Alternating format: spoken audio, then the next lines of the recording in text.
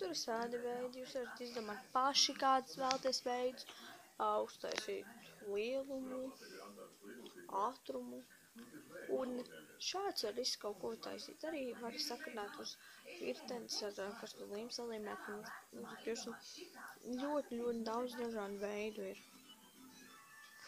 kā var tādas taisīt.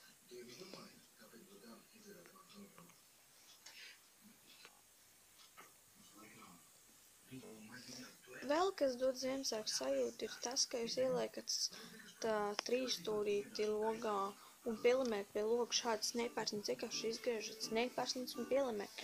Tad jūs varat uztaisīt arī tādu vēl vienu virteni un salikt virsū uz tādiem tā kā samiņnieciņiem un tādā garā. Un es ceru, ka jums patīk, neaizmirst